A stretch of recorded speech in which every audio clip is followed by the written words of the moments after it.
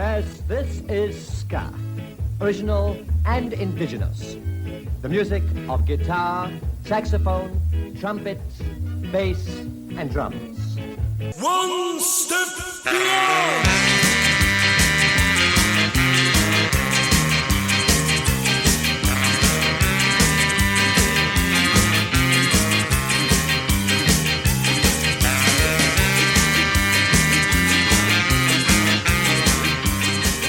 What's up, Rudies, and welcome to Punk Lotto Pod. I'm your co-host, Skankin' Justin Hensley. And I'm your other co-host, Real Big Dylan. I'm glad you didn't tell that to me before we hit record, because that was good. Yes, welcome to the first edition of SKAUGUST for 2026. This is where we still do the year rule. We choose one year at random, and we select, instead of one punk, hardcore, emo, or punk-adjacent album, we are doing a ska record. So it'll be my turn to choose a ska record this week. Next week, Dylan will get to choose the ska record. It's a fun thing we do. It's one of my favorite gimmicks we do. And yeah, I'm glad. It kind of snuck up on me. I thought, ooh, we should do this soon. But I went ahead and said, let's pull the trigger and do it now. So yeah, we are talking about ska records. And today's year is 1988. And before we get too much into like what came out that year, just really off the top, terrible year for ska. Terrible year for ska. Actually, terrible year in general, right? Yeah, it was kind of rough. I mean, I didn't really look at the most popular stuff, but we've looked at 88 in the past, and it's always been a little bit rough. Yeah, it's one of those late 80s are pretty rough for choosing punk records. It is the time period where like college rock and alternative rock was really taking off, and a lot of that stuff doesn't really fall under the punk umbrella. Not exclusively. It's just far enough outside of it that it I don't feel like we should choose some of those records. But yeah, we've done these years before, and they're tough. But before we get into that, every episode is brought to you by our producers, so let's thank them. Thank you to Dave Brown, host of the podcast One Band, Five Songs, writer of the newsletter Oklahoma Lefty, and my co-host on Bookenders. Shout out to Jason W., writer of the newsletter Weird Alone Guy Industries. Shout out to Zach in Oregon, who has the Instagram handle Pacific Northwest Punk Hall of Fame, and who last week was just on KEXP's Sonic Reducer. If you go to their website and look for that show, the 8-1 show, Zach was on it. It's such a good episode. It's so fun. It's 3 hours of really cool tunes and Zach hanging out with his buddy at the station. So highly recommend that. And shout out to Steve Long, host of the podcast Rebel Nerd Radio, as well as the writer of the newsletter Outer Limits. So if you want your name said on the show every single week, sign up for our $5 producer tier at patreon.com/punklotopod. All right, 1988, SKAUGUST.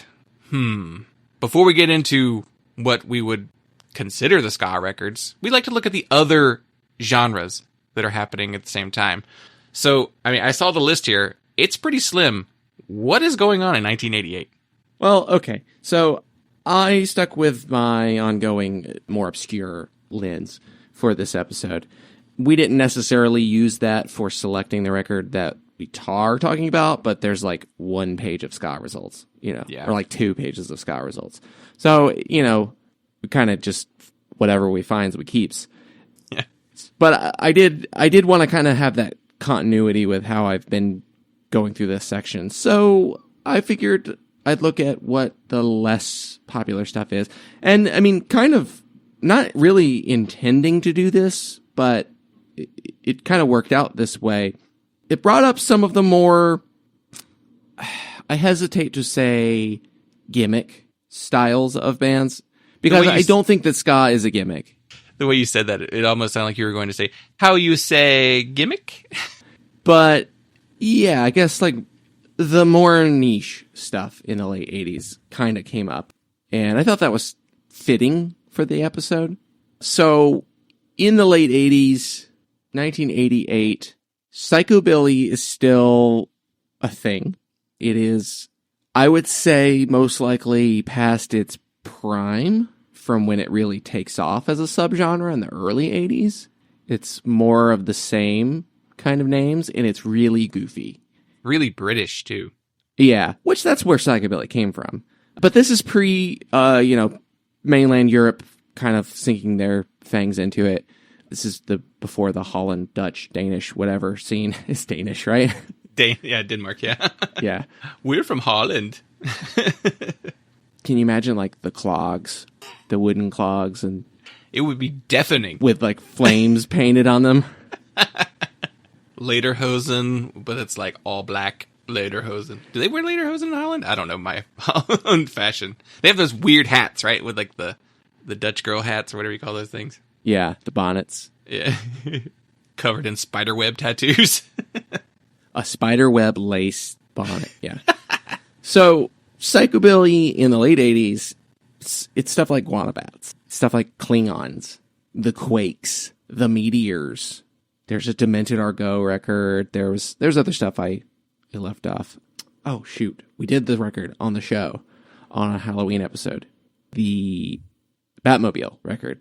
Oh, that one? The one we we covered? did. Is that same year? Yeah. Bale set at $10,000 or something. Yeah, we did that for Halloween Spectacular, and it was like one of the least spooky psychobilly albums. Batmobile were funny because they didn't really do the horror gimmick with their stuff. They were more Stray Cats than Cramps.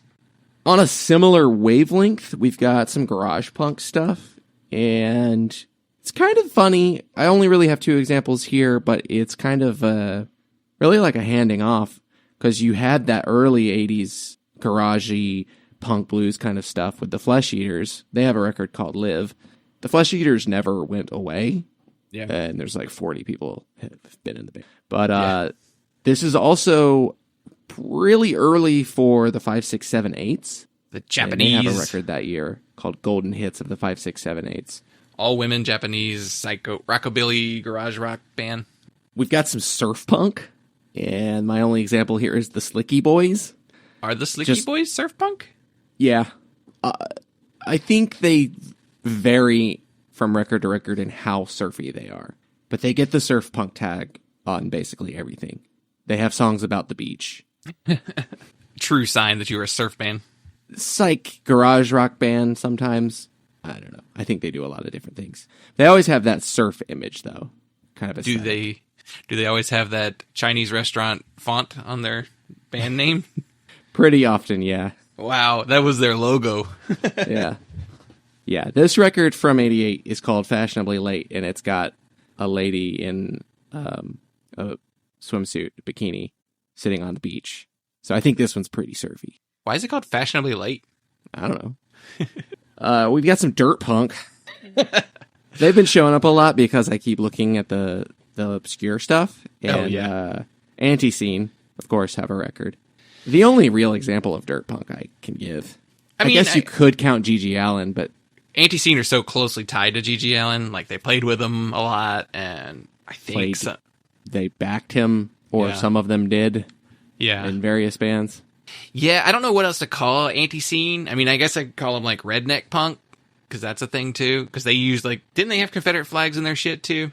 Not actually that often, I don't think. Maybe they did at one point, but dropped it.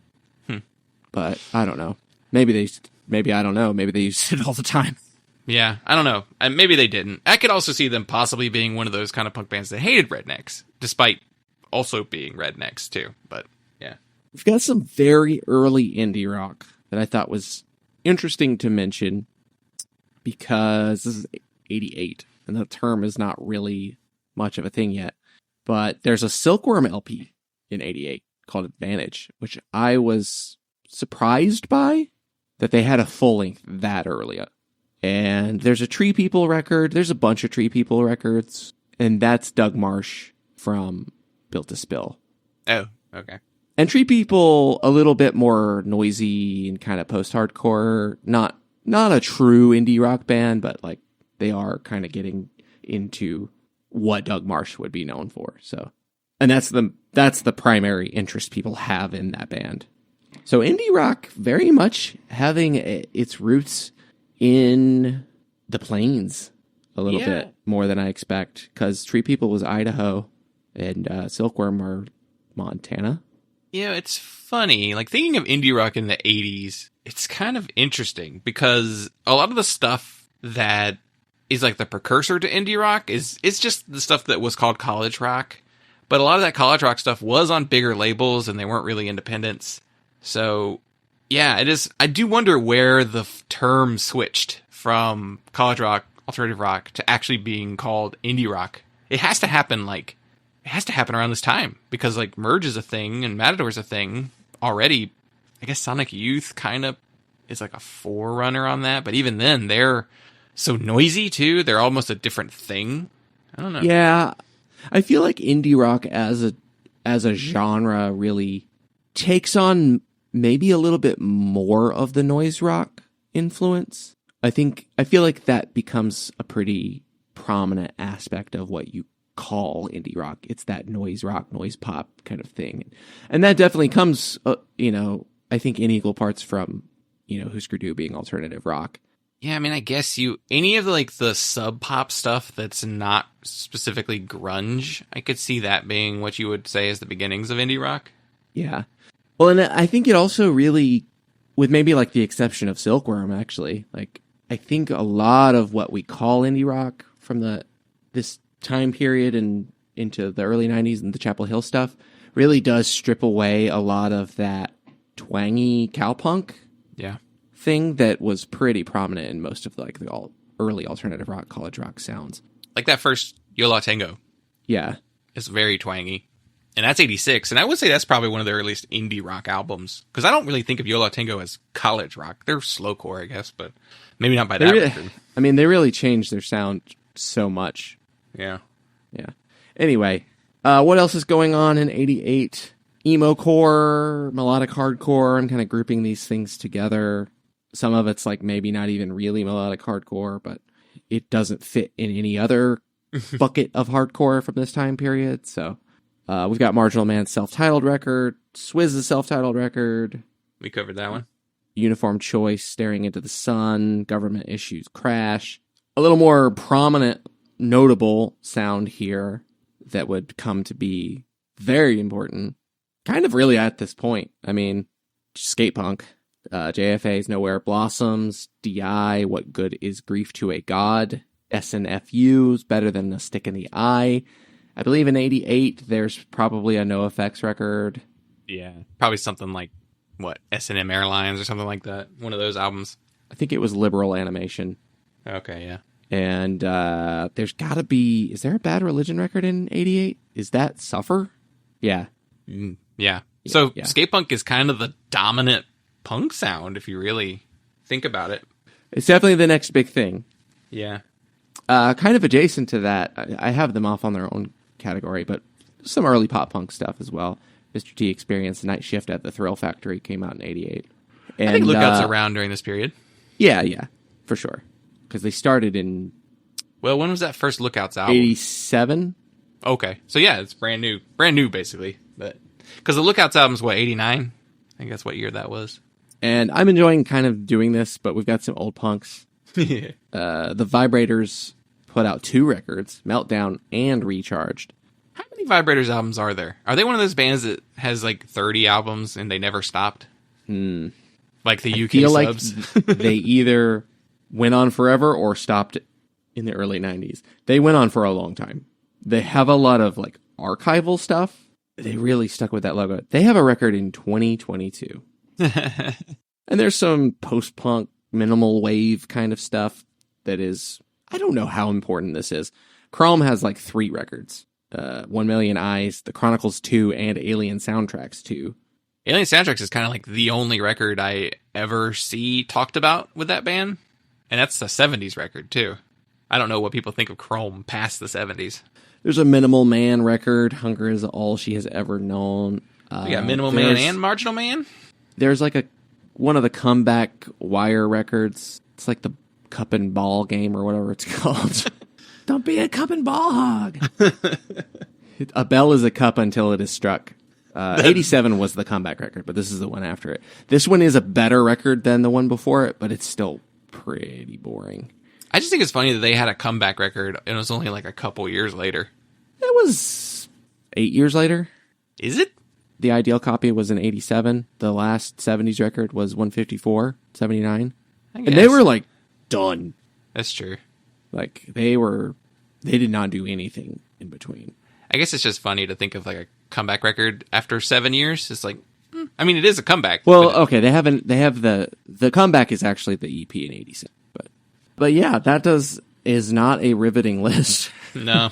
To be honest. Yeah, like we were saying, 88, rough year. We've looked before. When was that Field Day record, the Dag Nasty album?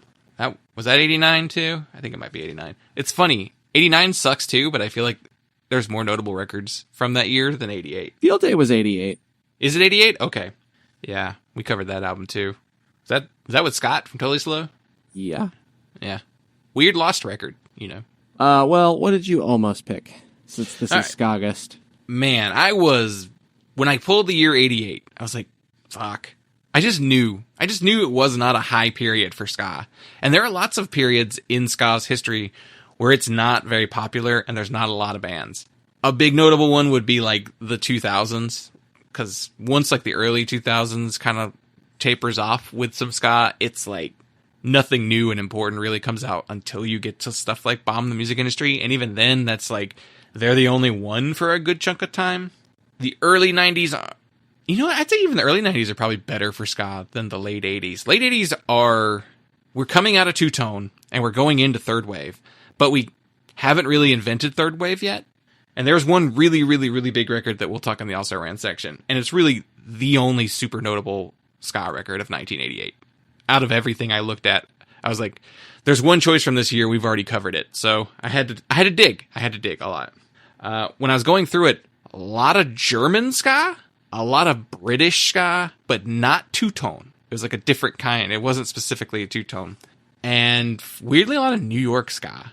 I thought that was kind of strange. But so what But like real ska or like jazz, funk, no wave bands that have like a ska song on the record?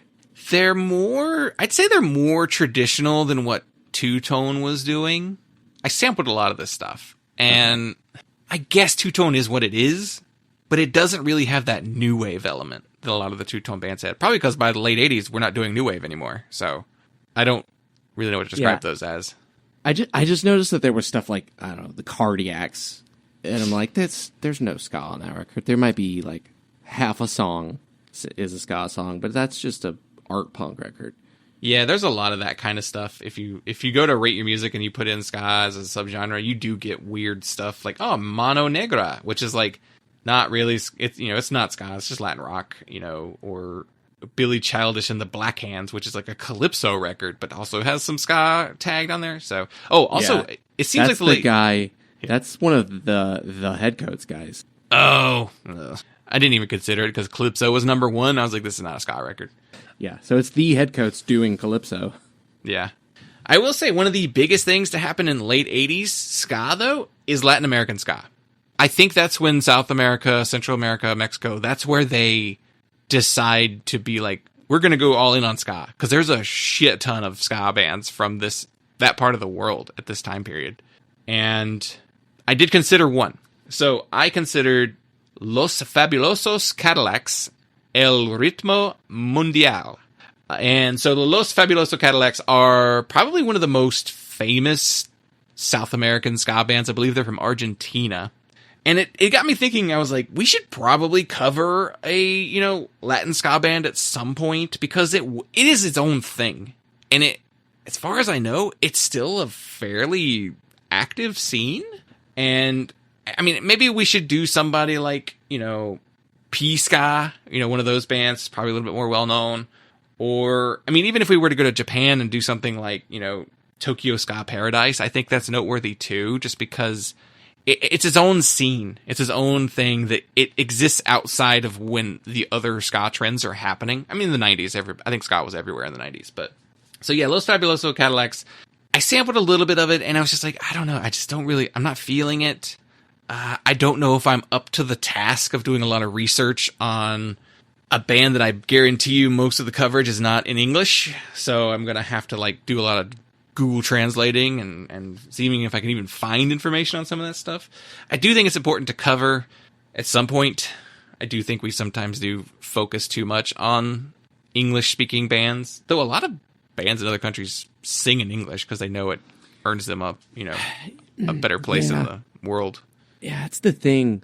A lot of Central American, South American music, it alternative music in particular, I guess is what I'm getting at. Like it just has no critical, commercial, I don't want to say value, but cachet. Like it's not going to do well trying to translate and talk about it to English speaking audiences.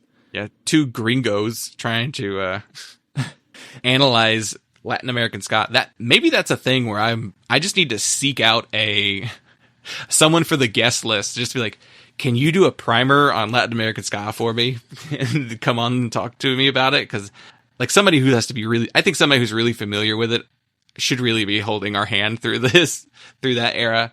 Well, I mean, it's very siloed. Yeah. Like you said, it's just like, it's going to be in Spanish. It's going to be really hard to research. I mean, by a similar measure though, like, there's a lot of like Russian and Chinese and stuff that it's also impossible to research. Like, so Deutsch I don't Punk know. is like another one that I would be like, that's a thing. Deutsch Punk is its own thing, and we've not touched it at all. I think it's just because we're just so unfamiliar with it. Like some of the 70s stuff you could get into a little easier. Yeah. Because there's going to be more translation has happened. More coverage in Western. Well, that is Western, but, English speaking. Probably being so close to England probably meant that those bands got a little more coverage in English due to that. Yeah. Yeah. And German is also already almost English. So. Yeah. A lot of our language. Yeah. So, I don't know. Easier to translate. I'll need some help. Maybe I'll need some recommendations on what to do with, Latin American ska. If you listen to this and you're familiar with this kind of stuff, hit me up because I'm very curious to learn more about it. But moving on, I did consider More Than Skin Deep by the band Skin Deep. And this is a British ska punk band that has some elements of oi in their sound as well. This is one of the ones I was saying that like one of the British punk or one of the British ska bands that isn't really doing two-tone. It probably is more inspired by like Citizen Fish and Bad Manners than it is, the Specials or anybody like that. So that would be a notable kind of ska to tackle, but I would rather just tackle a Citizen Fish or a Bad Manners record, if we're going to do something like that.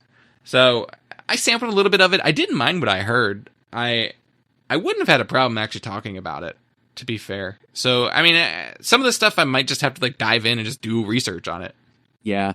Yeah, I mean, the whole gutter punk side of ska is something we've never done on this show. Yeah, and the closest we get is like the US stuff that's, Op Ivy influenced, but I don't think we've ever covered any of those records ourselves. Shockingly, we've never covered Op Ivy. Yeah, well, we'll see what years we get. What year I get. Yeah. And then my other consideration was Rockin' Steady by the Boilers. And this was one that was a New York ska band. And it definitely has a little bit of that. Despite it not being hardcore, it has a hardcore attitude. And it's just so funny how so many New York bands have that kind of attitude on them. But the main interesting point about the Boilers is that this is the band that features King Django, who was in the band Inspector 7 and Murphy's Law. That one was a surprise to me. I did not know King Django was in Murphy's Law. And King Django's done a bunch of records under his own name as well. He's like one of those... He's like the Judge Dredd of like Jamaica. You know how Jamaica has Judge Dredd, which was Judge Dredd actually in Jamaica? I know he's a white guy, but I don't know if he was maybe he was British. But King Django kind of gives me the same vibes as Judge Dredd, where it's just like, yeah, he's kind of important, but like no one is like super duper into him. So I sampled a little bit of it. It sounded kind of interesting, and maybe it would have been worth covering. Because it's just so different, but it's so obscure. I mean, that would probably be the hardest thing about it is maybe researching that. Inspector 7 would probably be the better one to cover for the King Django bands, because that is a ska band, and I have heard of Inspector 7, and I had never heard of the Boilers before. So, I don't know. 88 was rough. These were my best options. I was weighing talking about a compilation, because it was just like, well, at least it had people you'd heard of. There's a compilation on, I think it was called, you can find it. Skankin' Round the World, Volume 1, and it features, like, Bad Manners, the Toasters, Well, you were talking about the New York ska scene. That set me off. I was just doing a little bit of research while you were talking. But that just led me to, okay, I see what happened. I was like, why doesn't the Toasters record show up? Because there is one. According to Wikipedia, there's one in 88, but according to Rate Your Music, it's 89. Yeah, that's one of those. Well, there's one in 87 too. And I'm like, but I was like, what is the New York? I'm just like blanking on this like New York ska scene in the late 80s. But yeah, it's the Toasters. That's the big one. Yeah. I mean, that's a big band. We've never covered a Toasters record. We should probably do one day. Yeah, they're probably one of the most notable from this time period. But as far as New York ska, there's some Boston ska going. Bim Scala Bim and the Bosstones are still active during this time period. Or, Bosstones are kind of just beginning. So those, Boston's close to New York. It kind of has a similar attitude. But yeah, I don't know. 88 was a rough year. I think it is one of those years where it's like you're between better records. It's one of those years. But what record did you pick? Barely a ska record. Today. Yeah. Today we are talking about Radical Departure by Ranking Roger.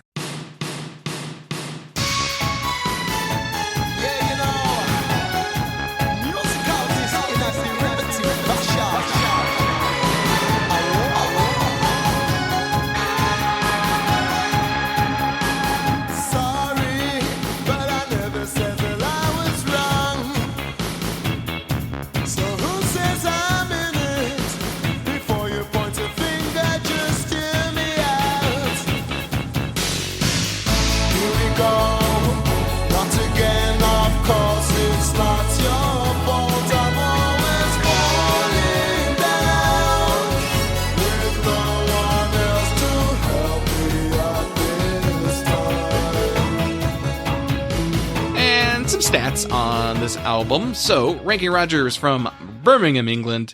This album was released June 27th, 1988 on IRS Records.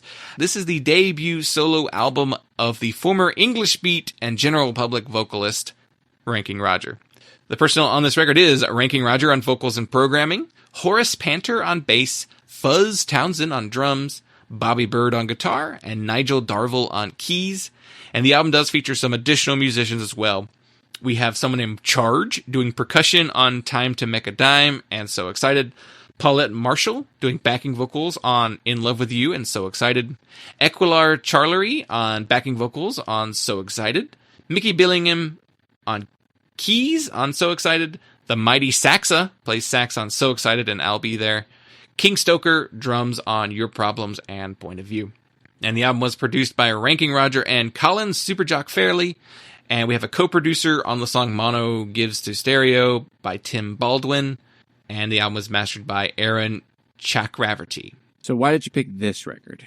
Couple reasons. Number one, it's one of the only other albums from 1988 that is ska enough that people would have actually heard of. And even then, this particular album, maybe not even that well known. It was tough. We have covered the English Beat in the past. And I am a massive, massive fan of them. I got to see them live a couple of years ago. You were there too.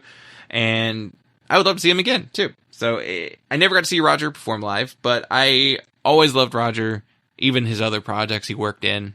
And it was a tough year. And whenever everything that I had to choose from, this was like the only thing that I really recognized and knew before going into it. But that being said, I bought this record a long time ago. It was back in my period where I was like scooping up anything English Beat I would run across. Like I have all the records and then I would get any of those compilations. And there were a couple singles that I passed up, those 12-inch singles with like dub mixes that I wound up skipping over that I regretted not buying because I've not run across those again. I could order them online, but that's not really as fun. But this was one that I found record shopping one day. I was like, hey, I didn't know he had a record because I recognized him immediately. Snatched it up. Like, this is cool. Came home, put it on. Immediately did not like it, and then never listened to it ever again. So one of the other reasons why I wanted to tackle this one, too, was because I wanted to reevaluate it and see if, was I just not in the right mood for it? Was there something about that album that just didn't work for me? And is it really worth looking at? And when your options are slim, this kind of was the obvious one. I sent you my list of options, and you were like, so we're doing Ranking Roger. And I was like, yeah, probably. And that was before I sampled everything. But yeah, it seemed like the only other major record to really cover from this year. Yeah, I mean, I think there is a even though it's arguably, well, it definitively is not a ska record. Yeah. I guess there is a lens through which we can look at this record that makes sense for this show, being a record by a ska musician, because that's what Ranking Roger is known as. That's what everything else he's ever done. Mm-hmm. Yeah. Well, General Public. General Public is more ska than that. Yeah. I would say that's true. Do you have this record? Do you know this record before? I've never heard this one before. I haven't really spent much time with like General Public or much else in the post-two-tone world. Yeah.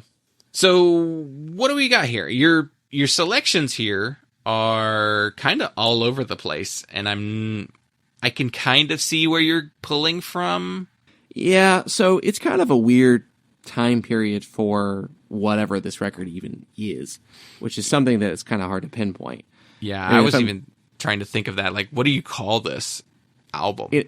If we're looking at, well, what we were looking for was a ska record, and it's not actually what we got. The big one is Fishbone's Truth and Soul. Yeah, that is the only notable ska record from 1988. Now, that being said, you didn't pull any EPs because we're not doing EPs. There is an Operation Ivy EP in 1988. So that's probably the second most notable ska thing in 1988. Yeah. If I'm looking at ska musicians, or at least like his peers, two-tone bands, the Madness has a self-titled record where they add the word "the" to their name. Why did they do that? I don't know. I don't understand that band. They have a million records. They're like not a ska band like very quickly. Yeah. They just become new wave. This record probably sounds a lot like this Ranking Roger. I didn't listen to it. Probably does, yeah. But knowing Madness, how they became a new wave band. And then this one's a weird one. Sham 69 have a record called Volunteer. Sham 69 became a new wave band? I sampled a little bit of it, and I'm like, this sounds like a Simple Minds. Ew. What? You know, who else did that? The Addicts did the same thing, too. Remember, they changed the name to like ADX, and they tried to do like I guess it was like a new wave record? Somebody else did that, too. But, yeah, I guess there was like, everybody saw what Madness was doing, and they're like, should we do that, too? And then it just doesn't work when the other bands do it. And then, this record, I hesitate to even really call this Ranking Roger record a new wave record, because in 1988, there is nothing new or resembling a wave about music that often gets labeled new wave. And I think that ultimately it becomes even more of a broad catch-all term for pop records with guitars. It's pop, right? Like, it's really what it is. And it really just becomes, what is a pop rock band with a certain style of production? What do you call that? And that there is definitely an 80s new wave style of production that is just kind of stamped onto everything. It's just like a mold, and you come in with your songs and the producer makes the record. And it's all presets. Yeah, it is totally. They got the Phil Collins gated reverb dialed in. Massive drums, brittle guitars, stock keyboard sounds. Yeah. We're getting those keyboard bass sounds, too. Sounds on this record. Maybe on the more credible side of this, the more sophisti-pop leaning, the maybe jangly stuff, Prefab Sprout, Crowded House, Till Tuesday. But then we're kind of later into careers of bands like Aha and Big Country. Jerry Harrison does a solo record. There's a Tom Tom Club record that's not particularly notable. There's a Huey Lewis and the News record that's not one of the two Huey Lewis and the News records anyone talks about. Big Audio Dynamite, that's pushing more towards your alternative dance. I was going to say, Big Audio Dynamite actually might be one of the best comps because, especially as far as like an also ran and being tied to Ranking Roger, because Roger eventually joins Big Audio Dynamite. So yeah, he's kind of trying to do a Big Audio. I think we'll save it. I'll save it. He's trying to do a couple things with this record. But Fine Young Cannibals? I don't know. There's not a Fine Young Cannibals record in 88. No, there's not. I think it's 87. 87 and 89, I believe. Yeah. I think it's one of those weird, those happen a lot. They're like a middle year. It's like everybody's big records came out on either side of the year. 88 is one of those years. And then I figured it was worth looking at what reggae is doing. It's not a good year. It's not a good year for reggae either. It's also 80s reggae, which is bad. It's 80s pop reggae. At least as far as like some of the more recognizable names. I mean, there's Yellow Man, there's Ika Mouse Records, because there's just kind of always is. And that's getting into, I mean, that's well into DJ and dance hall type of stuff. Which that's continuing to progress as a sound, but there just wasn't much else that was notable to me. But like reggae, I guess like one of the biggest things is a Ziggy Marley record. That's kind of early for him. UB40 record. UB40 are huge. Is that before Red Wine though? Or is that the album with Red Wine? Red wine. I got a wheel wed wagon. Red wine. Also, hilariously, a Neil Diamond song from the late 60s.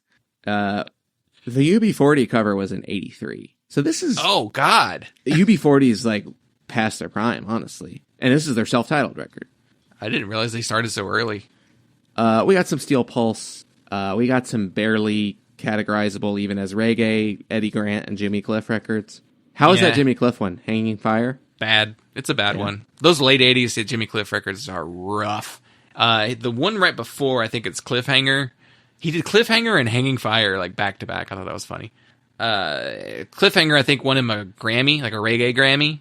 But Hanging Fire sounds exactly like that record, and they're both bad records. It's like, wow, the state of reggae in the 80s, where these really shitty production records are winning Grammys because, I don't know.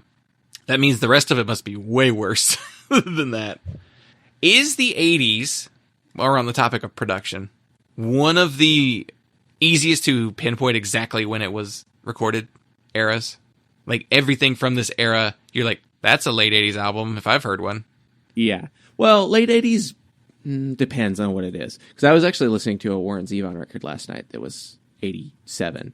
And my wife was like, when did this come out? And she was like, I couldn't tell if it was 80s or 90s. I was like, it's definitely one of the two. So like late 80s, I think we are starting to mix things up and break up the sound, largely due to alternative rock, I think. Yeah, I was going to say, like, REM like has several album, like half their albums came out in the 80s, and they never really ever get that 80s production on their records, so.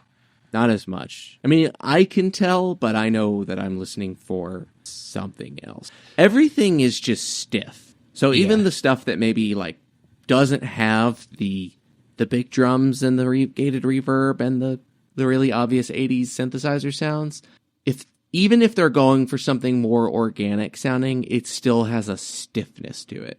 Yeah. I don't know. It's just one of those things where it's just like production and style will show. It shows so on the surface, which in a way really dates it too. Like I don't know. It's hard to take some of that late 80s stuff out of the 80s. And for me personally, to get a ton of enjoyment out of, mainly from that production standpoint. I also have a theory on film that the 2000s is the ugliest looking decade for film. But that's for a different podcast. It just reminded me of that. Yeah. Yeah. I mean, late 80s, a lot more shifting to digital.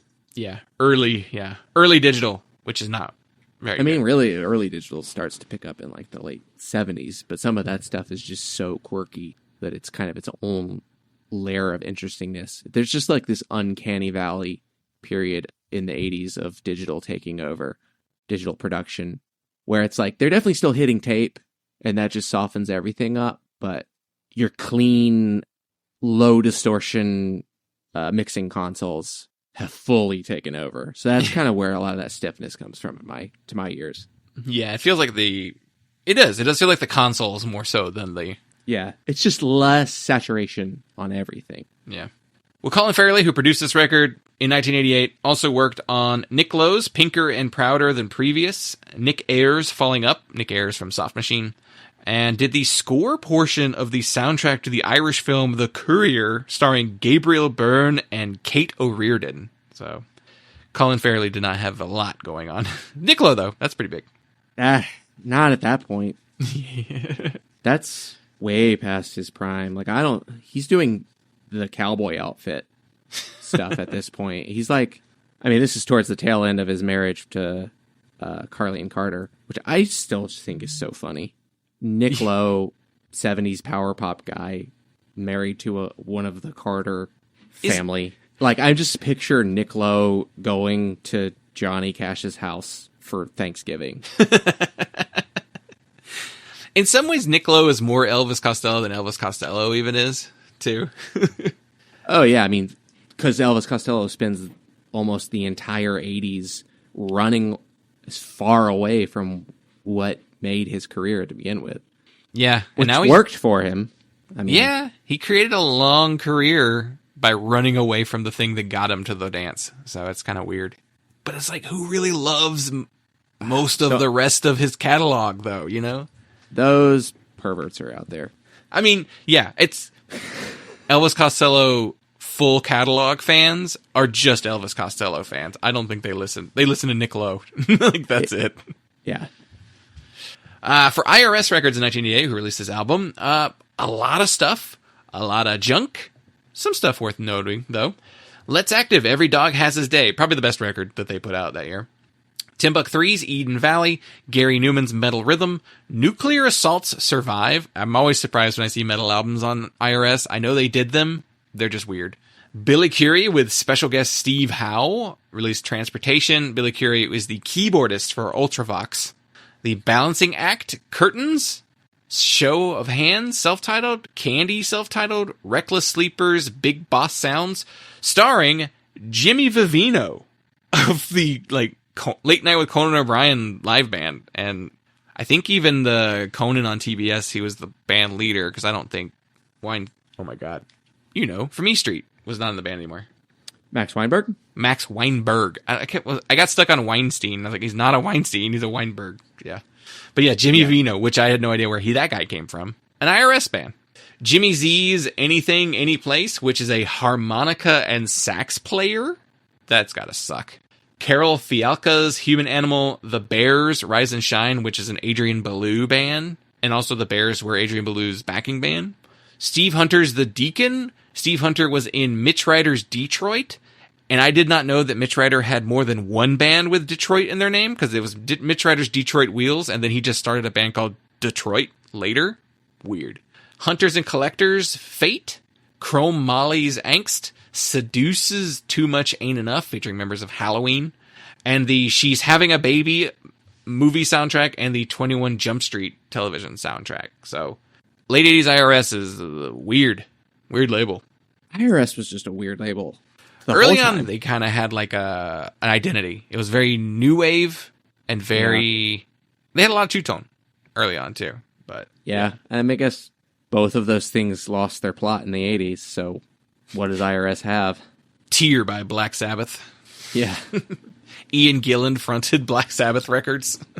Yeah. Not even. That's like... Oh, yeah. Oh, my God. It's that other guy.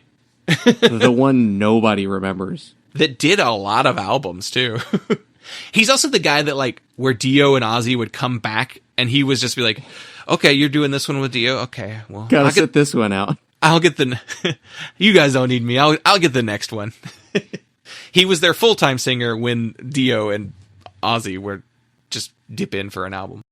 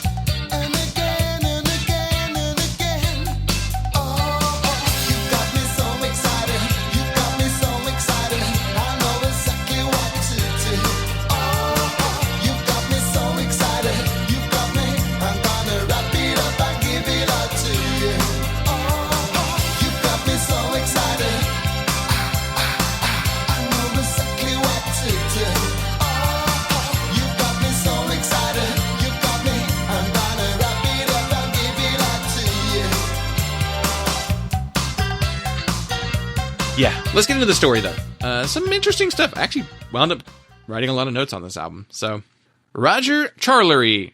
Such a hard name to say. Charlery. Storp Chorlery. Storp Chorley. Yeah. It's like Charlie R.Y. Charlery. Was born February 22nd, 1963 in Birmingham, England, to parents Jean-Baptiste and Anne-Marie Charlery. They were originally from St. Lucia in the West Indies. So Birmingham is in the West Midlands of England, and Roger grew up in in Small Heath. It's so funny that the village was called Small. But that is an inner city area of Birmingham. Small Heath is also directly on the route between Birmingham and Coventry, which both of those cities are essentially known for being the birthplace of two-tone. I believe the Selector were a Coventry band. I think Heath. Heath. I was trying to remember what a heath is. It's like a shrub, like shrubland. You're from small shrubland. So while in school, Roger began DJing with the reggae sound systems, which I always heard reggae sound systems, but I didn't know exactly what they were. It was just what they called the group of people playing reggae music. So it's a collection of DJs, MCs, and engineers working together to put on a show of ska, reggae, dub, and dancehall and all that kind of stuff. It's basically like you could have like a 3-person booth. I've seen video of it, and I didn't really understand what was going on, but it was like you had your DJ who was playing the actual records. You had your MC who's doing like vocals, kind of. They're kind of like singing, rapping, talking with the music. And then there's the actual engineers who I think are maybe doing like the control panel and stuff like that. I mean, they may be doing some of the turntabling as well, but it's basically a group of people. Sound systems are that style of. It's basically like DJing. Yeah, you're just like playing records. But this is just more than just you. More than just one guy DJing. Yeah, basically. It's crew.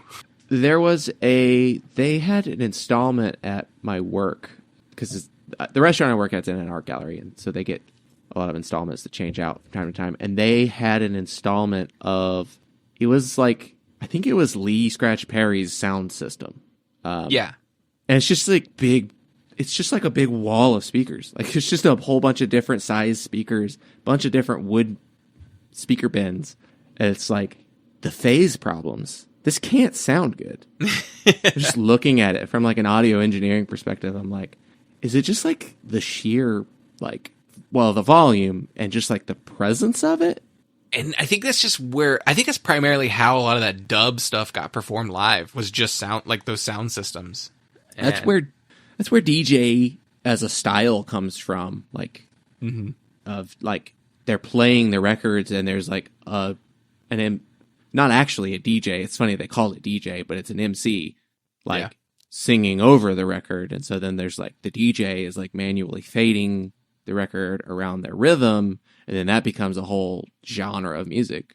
The progression, I think that the progression of Caribbean music is really interesting. How it's just like, oh, we did something different, and then that's a whole genre. It's like we did one little thing different. Yeah, because like all those, or even like all the ska, reggae, dancehall, like all of that stuff is very like just a slight change in the same kind of music. It's funny how that we slow it down and now it's reggae. It's really it's like rock. It's like drummer couldn't play ska speed, so that's rock steady. And then like reggae is like, well, we took the menta rhythm instead of the ska rhythm, and now it's reggae. Then there's stuff like lovers rock too, and all that stuff.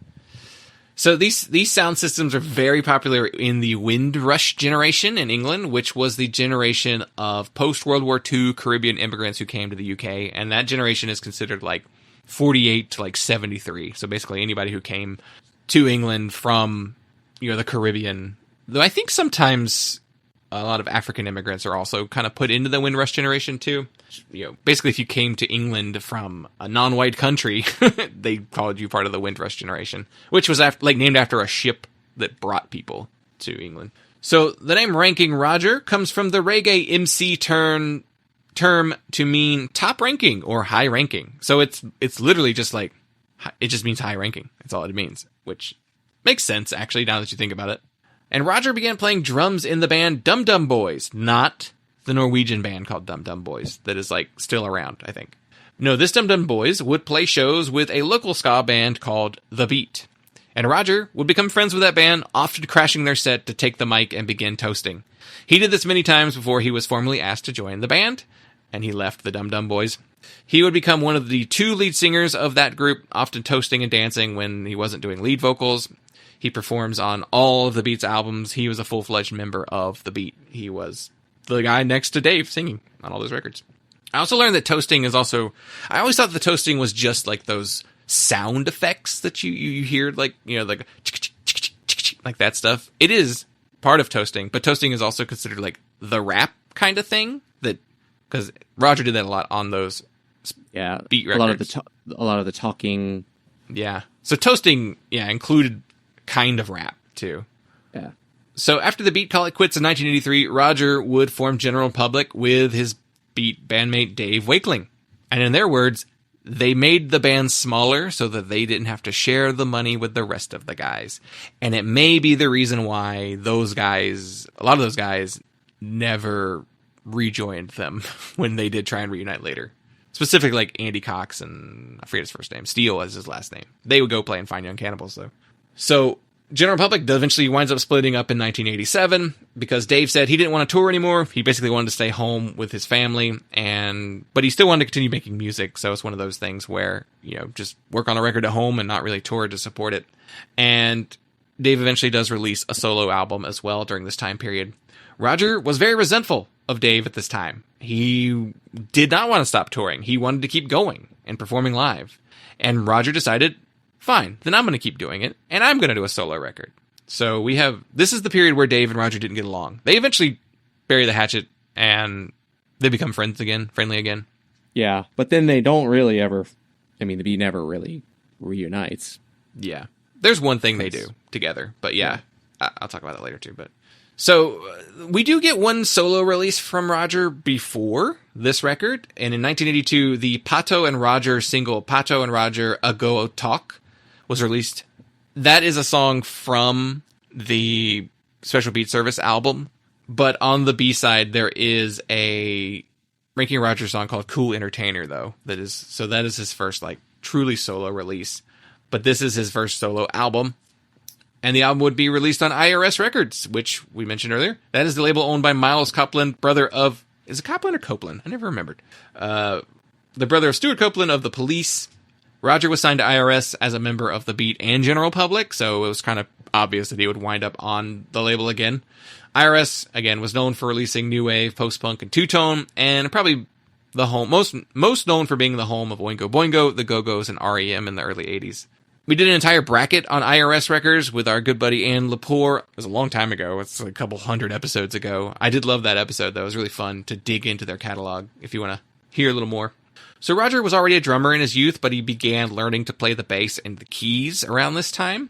So he bought a computer to start sampling sounds and set up a home studio. And one article I read said he actually performed most of the music on this album with the exception of some of the guests and the guitar playing. I don't know how true that is. That is one review that I read that comment in. There's not a ton of material out about this record though. Most of my information I just pulled from articles about Roger's whole life, and that would just have to go find the section where he talked about his solo stuff. So it's possible he plays most of this album as far as the electronic elements of it, but I don't know for sure. It's not credited that way. He's literally just credited as vocals and programming. So I don't know. Joining Roger in this band, though, is Horace Panter, who was the bass player of The Specials, as well as in General Public. On drums, we have former Pop Will Eat Itself drummer Fuzz Townsend, and we have guitarist Bobby Bird and keyboardist Nigel Darville. The one thing I read said that the only actual person out of that group who plays was Bobby Bird on guitar. I don't know. So they go into the studio with Scottish drummer turned producer/engineer Colin Fairley. Fairley worked with Roger previously when he co-produced General Public's first album, All the Rage.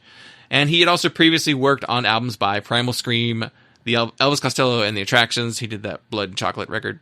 He also worked with the Go-Betweens and the Teardrop Explodes.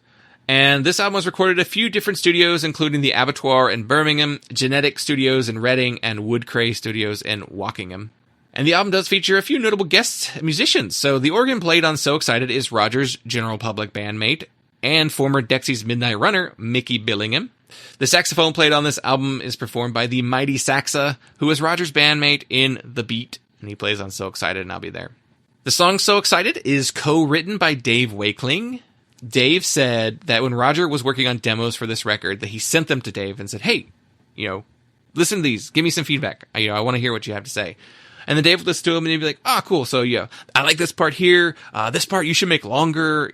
Dave was really good at writing songs. He was the primary songwriter of the English Beat and General Public, and a little bit.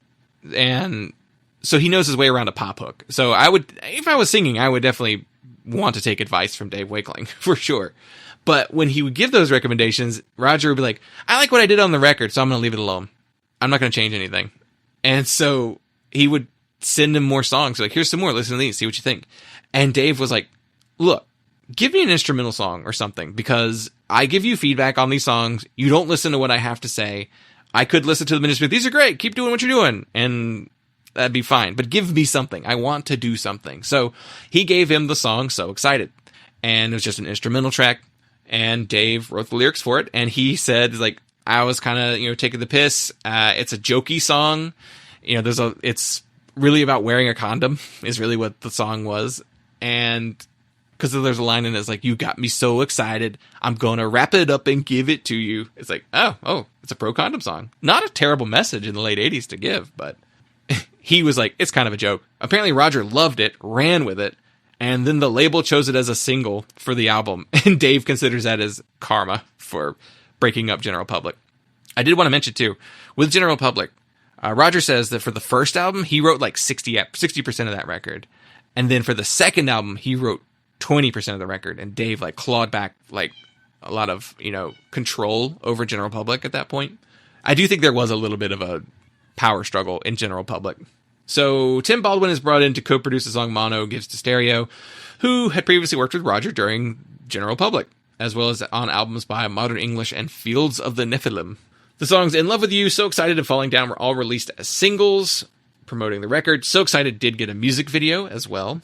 And the 1 Minute Closer appears on 21 Jump Street's soundtrack, and So Excited winds up hitting number 23 on the US Billboard Modern Rock Tracks chart. And the album was released on CD, vinyl, and cassette. And my copy is a vinyl copy. So that is like the main kind of story behind this. I was worried, since we had covered The Beat in the past, that this was going to be kind of redundant and cover a lot of the same kind of stuff. But thankfully, we have that gap. We had General Public between this solo record and The Beat. So it was kind of nice to be able to just be like, oh, here's another piece of the story that we didn't really focus on. Because I kind of doubt we'll ever do a General Public album on the show, just because it's so like poppy new wave that it's like barely punk.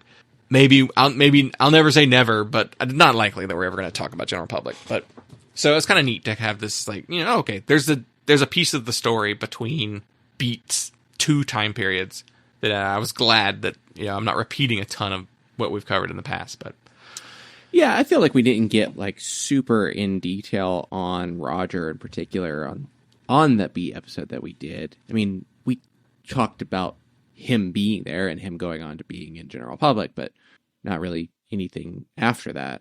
Yeah.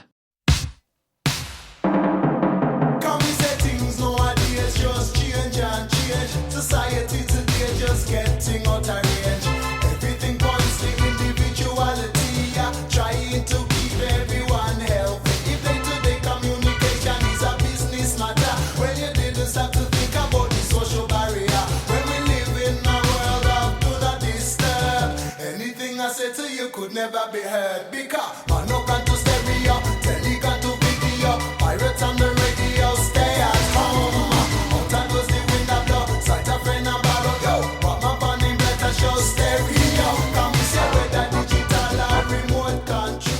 So, what did you think of this record? You'd never heard it before.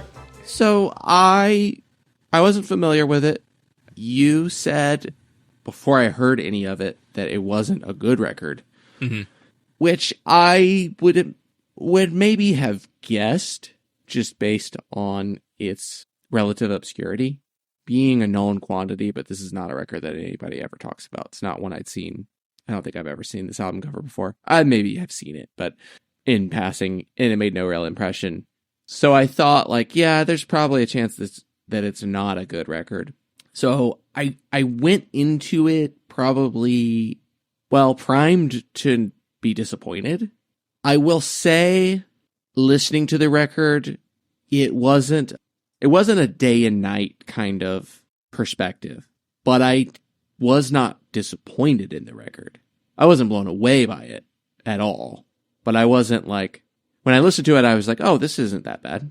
This isn't really bad. I mean, it isn't really bad at all. There wasn't much on the record that I outright disliked while I was listening to it. So it surpassed expectation, but not by much.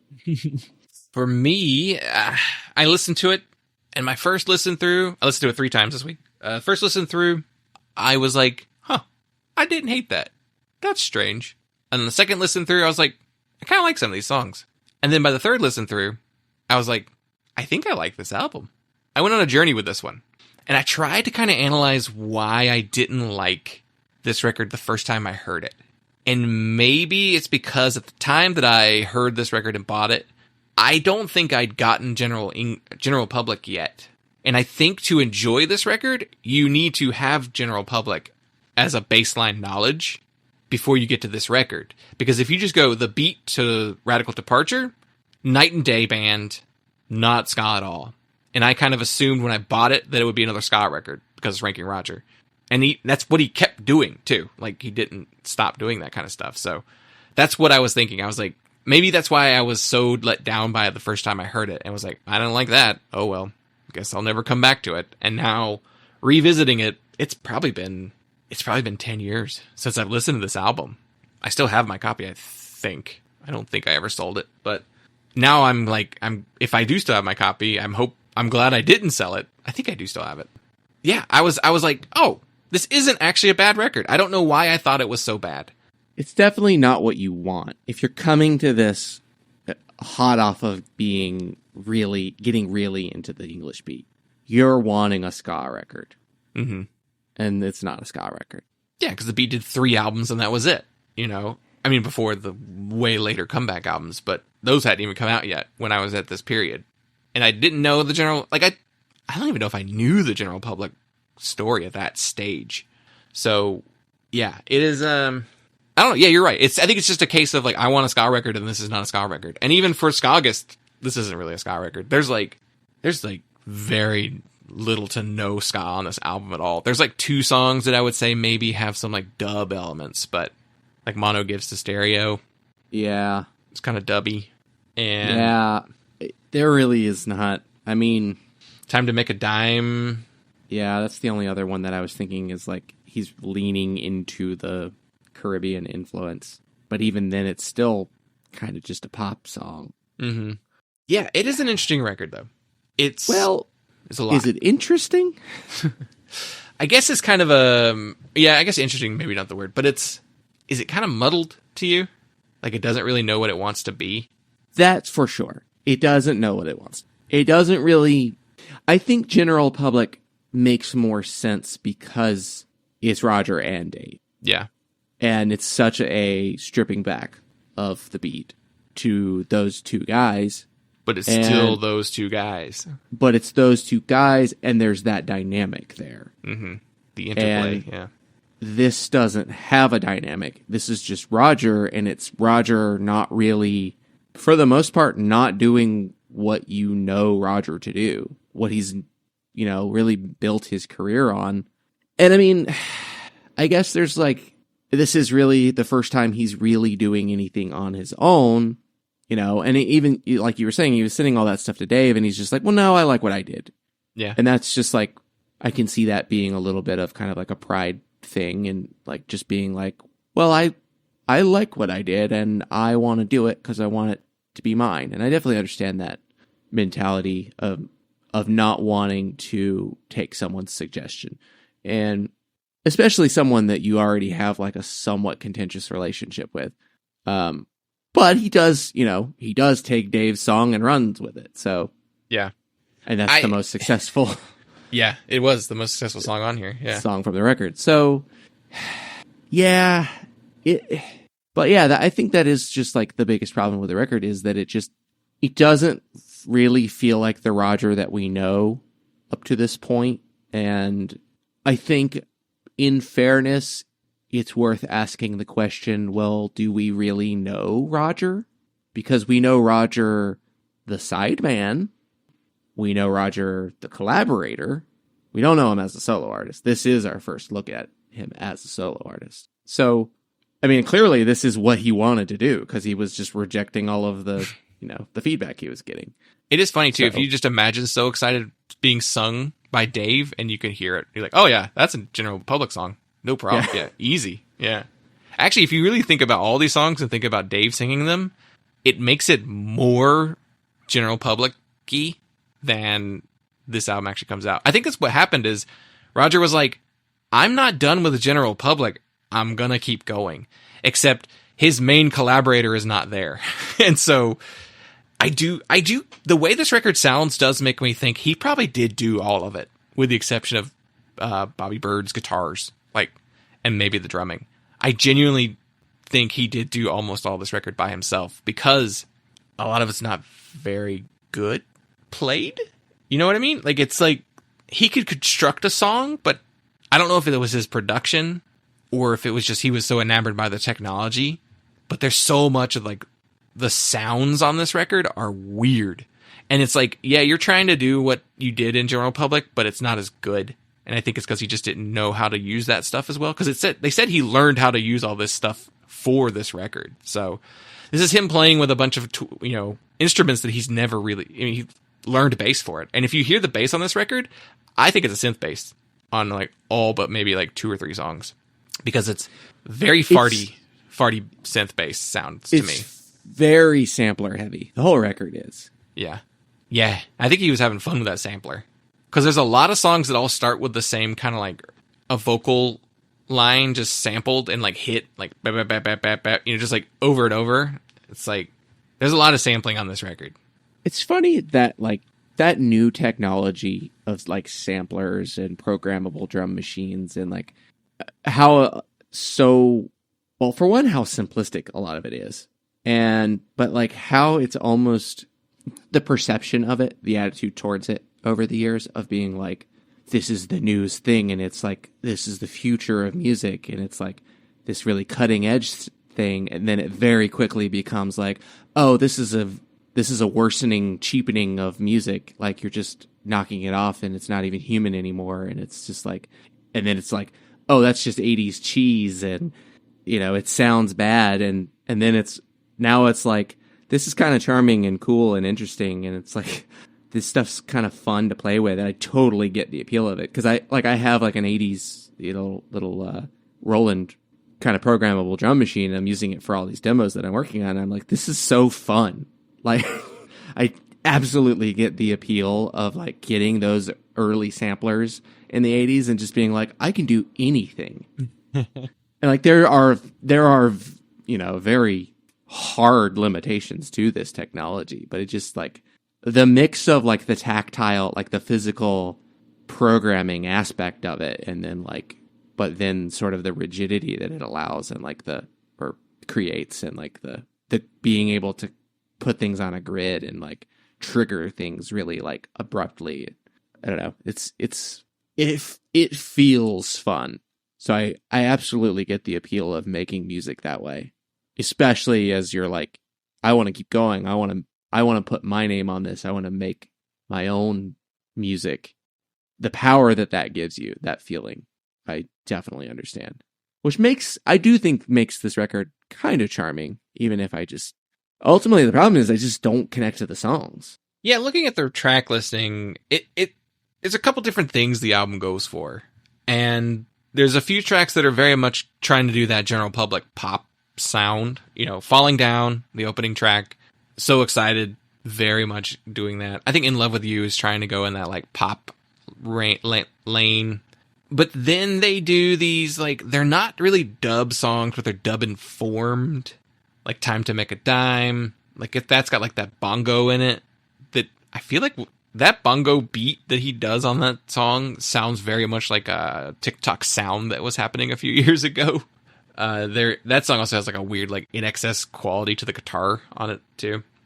There's that Smashing Down Another Door song, which has the synth violin in it. It does the Beethoven dun dun dun dun in just the middle of the song for no reason whatsoever. Yeah, that was really goofy. It's like out of nowhere too. And like Mono Gone to Stereo. I kept saying Mono Give to Stereo because I read an article that's called it Mono Gives to Stereo, and then I looked at the track listing and it's Mono Gone to Stereo. So that one has that. That one was like 80s reggae. That's the one that starts off with a song that I fully expected to go that like bada ding ding ding ding whoa, like that thing that was really popular in the late 80s reggae sounds. There's like stuff like I Told You, which has a lot of those like a lot of samples on here, vocal samples on here. But then there's 2 rock songs on here just randomly, like full on rock songs. Your Problem, real guitars, sounds like a real bass, doesn't sound like that farty bass.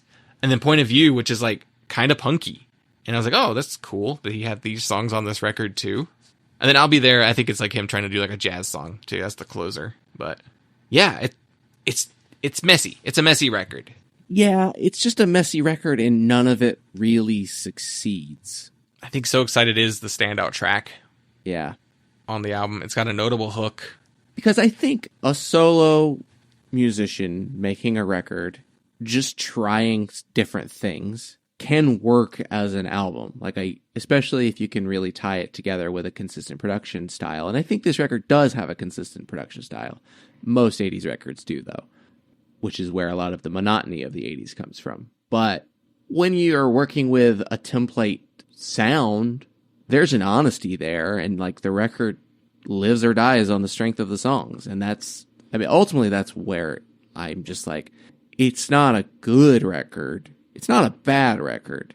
It's so middle of the road, just like nothing on here that I can't live without. There's nothing on this record that I'm like, I want to hear that song again. So Excited, Time to Make a Dime, those kind of stand out to me. Falling Down stand out to me the most. 1 Minute Closer to Death, I liked the vocal line, but then the song never ends. Yeah. It's also a song about heroin. Yeah. It was like one minute closer to death and nowhere near closer to the end of this song was my reaction. Yeah, it's pretty long. I was like, just wrap it up. It's done. That was my note. At the very end of that song is too long. And it's track 2. I mentioned lyrics there. That song's about heroin use. It's a pretty serious topic of a song.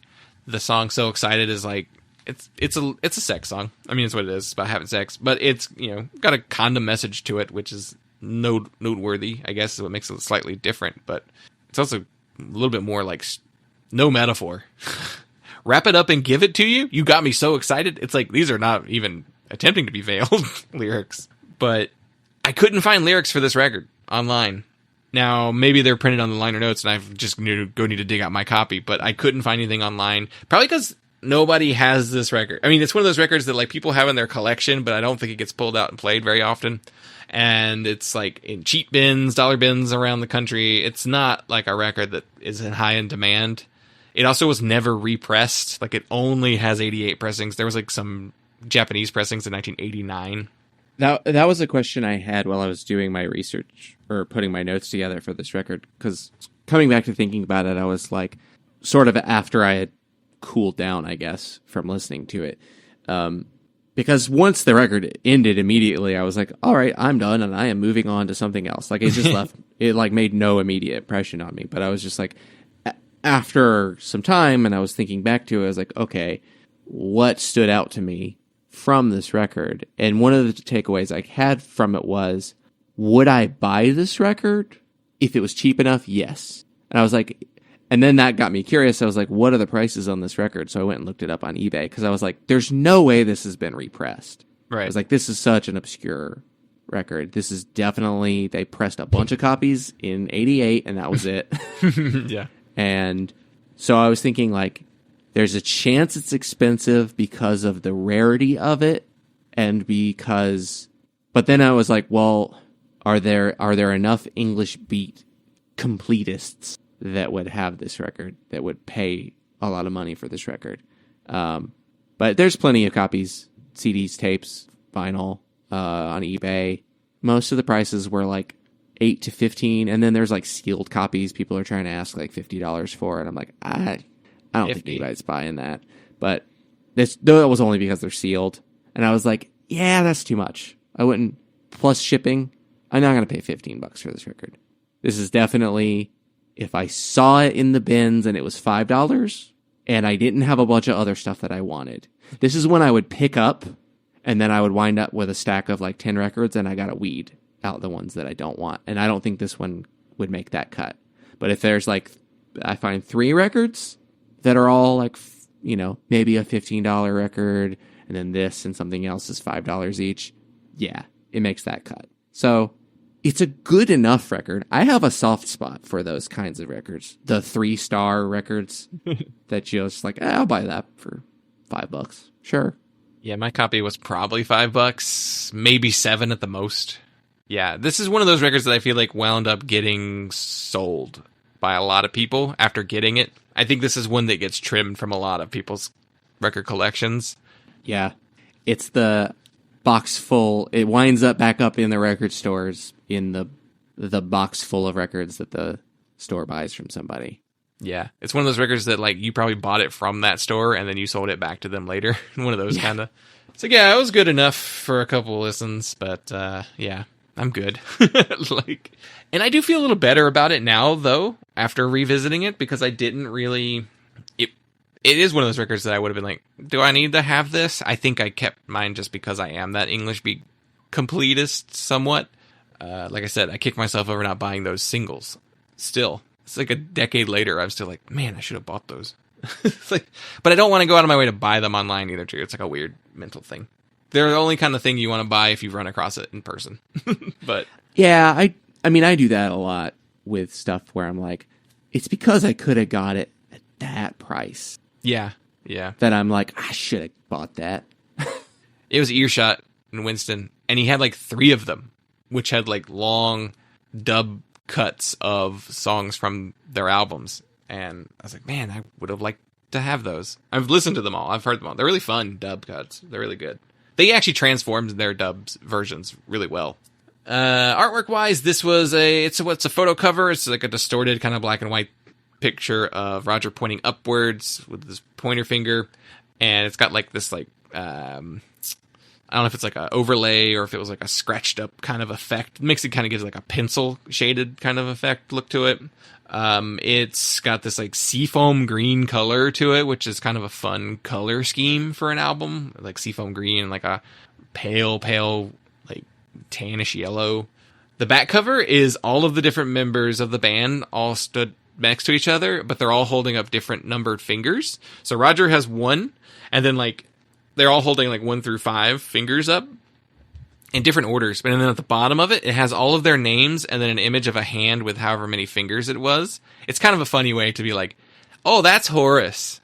Oh, that's that's Bobby. Like, that's just a funny way to like, how do we identify who you are? You have 3 white guys who all look the same, and like, there's Roger, and the drummer, I think he was also a black guy, too. He had, like, dreads, and he had cool hair, too.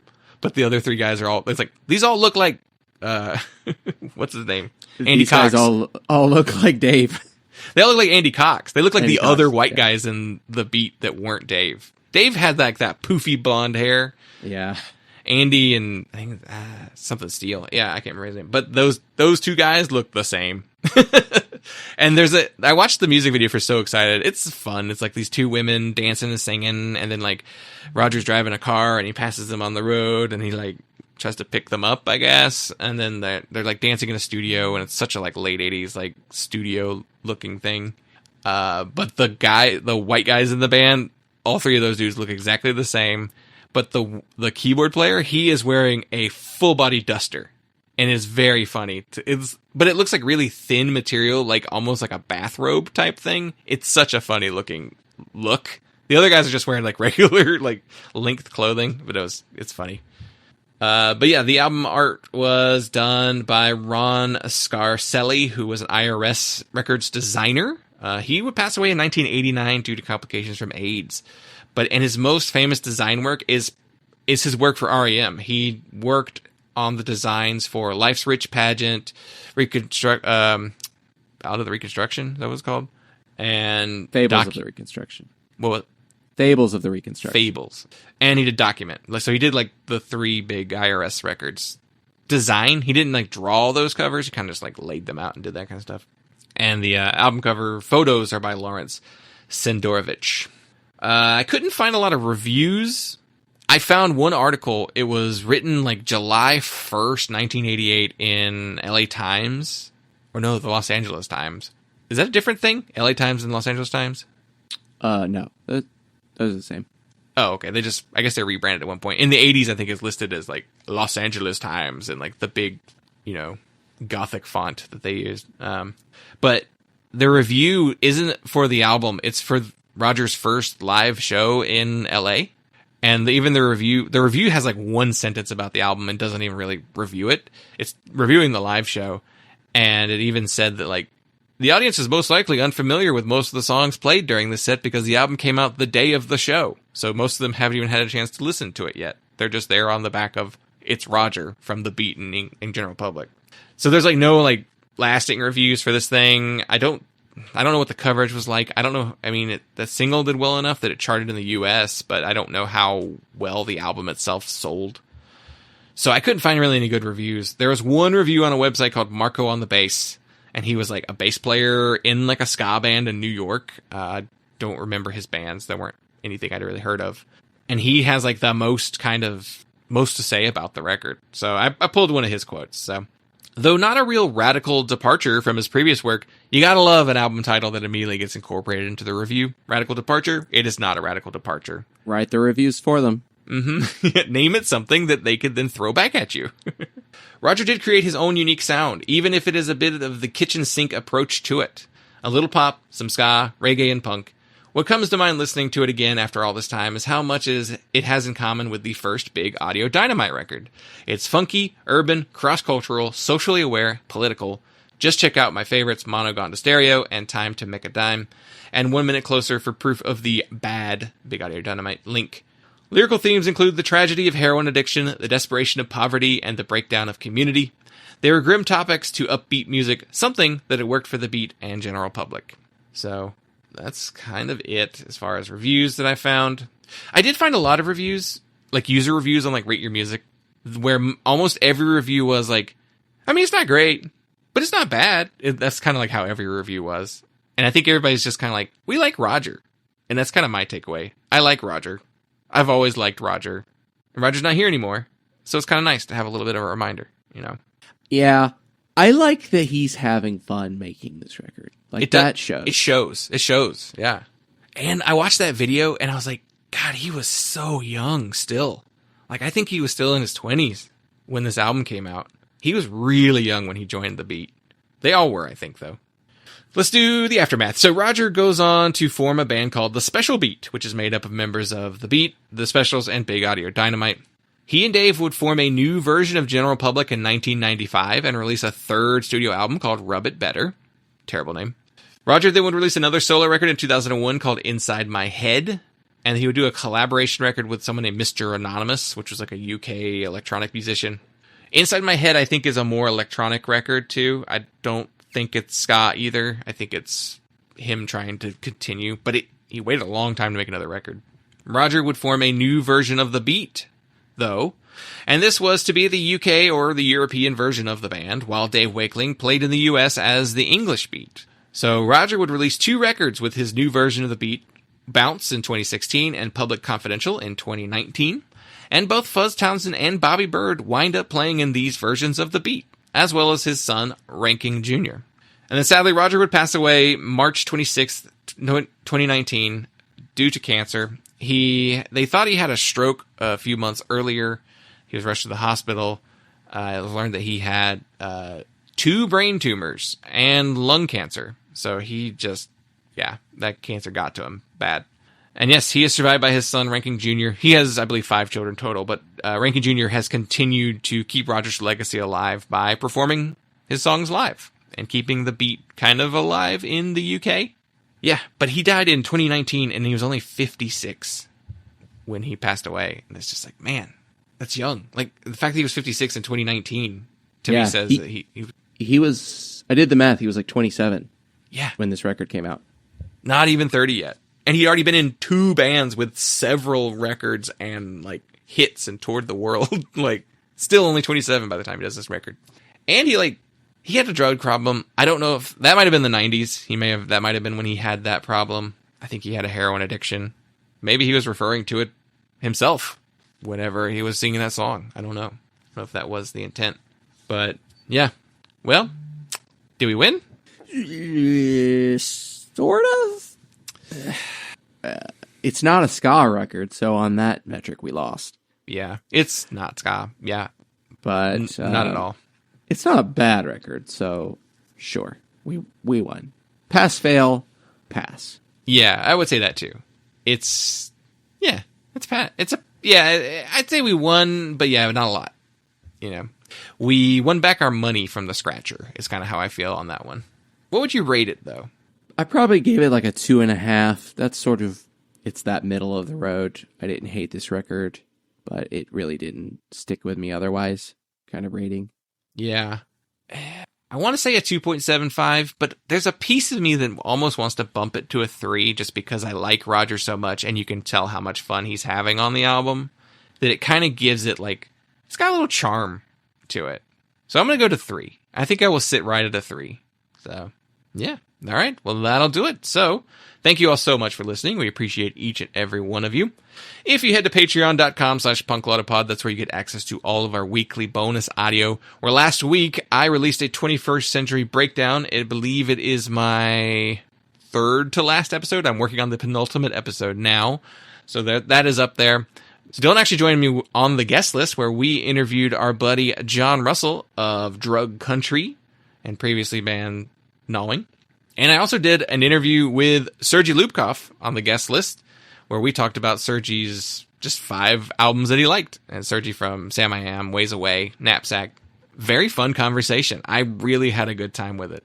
Some really funny stories in there. Definitely recommend listening to Sergei's episode. I can't listen to the John episode too. We love John Russell so much. He's been on the show 2 times in the past. He did, a long time ago, he did the first Husker Du record with us, and he did the Dad Rock Bracket episode we did too. So we've done a few John Russell episodes. So very, very, I haven't recorded the episode yet, but really excited to talk to John again.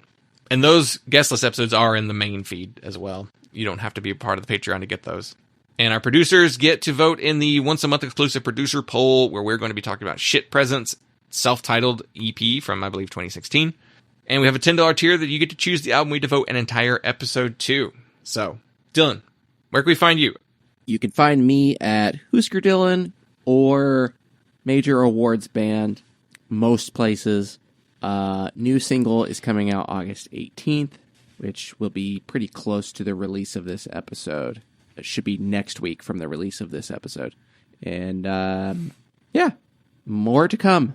Yeah, and you can follow us everywhere on social media at punklaudapod, punklaudapod@gmail.com, and our voicemail line 202-688-PUNK. And that will do it. So thank you all so much for listening. We appreciate each and every one of you, and we will talk to you all next time.